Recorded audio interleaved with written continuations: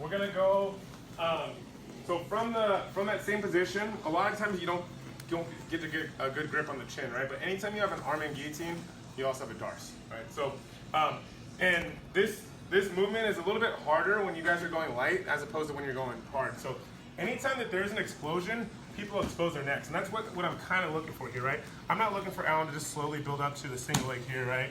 And get here and thinking I'm gonna get it. What he's gonna do is he's gonna explode into it, right?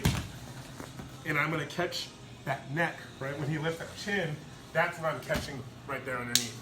So when I'm here, right? Say he comes up for that single leg again, boom, but I don't miss, I miss the chin, or he builds up all the way.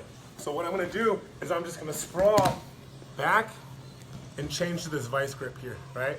I sprawl my hips all the way back so I can get my shoulder underneath his body, and I want my thumb coming along his neckline right here. The other hand is just gonna grab a gable grip here, and keeping my elbow tight right here, okay? If your arms are long enough, you could lock up the darts from here, but I don't really like usually doing it. I like to get him to his side first. So what I'm gonna do is I'm gonna pull the hands in. Make sure you guys aren't cranking, because a lot of times when I teach this, guys just end up like cranking over like this. It's just not gonna work when you guys are going live. So what you wanna do is I wanna pull the hands into me like I'm doing a row machine, and I'm just gonna drive here. And then look, I get to this position, I keep my chest big, and I'm pulling the hands in here. If I'm loose here, if I just get to here, not putting pressure, even if I'm just putting pressure with my hands, Alan's gonna put his back to the mat. Oh, no, I'm gonna miss it here. Okay? So I wanna keep my back arched, and I wanna stay right here.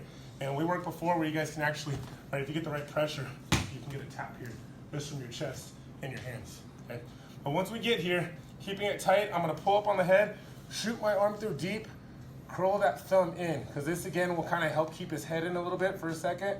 And then I'm just gonna slide my hand all the way through. Okay, my left shoulder is dipped, the shoulder into his body is dipped. When I lock it up, I dip my opposite shoulder. That finish here, all right? So this one is to get it tight, and this one is to crank it down. Right here, the finish. And we always want our knees underneath us. Don't finish your darces from a sprawl, because if you sprawl out, he's gonna build up here, right? And also, be careful not to drive him too far forward, because this is kind of what he wants here. So we want to keep him directly on the side there. All right, so again. So if you guys feel more comfortable, you can go straight to that darts too. Instead of trying to fall for that guillotine, when he comes up on that single leg, right, I sprawl just like you would on a guillotine, on a single leg, and I'm gonna get my whizzer here, right? Essentially this is the whizzer, but I'm shooting it through really deep, getting it to here, okay? Now don't feel uncomfortable with your position if you end up like this. As long as you got that chin up over the back, and your toes are on the mat, you got his head down, he's good. Okay, so I'm gonna pull, drive, chest big here, shoot the shoulders, the arm through, connect to the bicep, knees in, drop the shoulder, finish.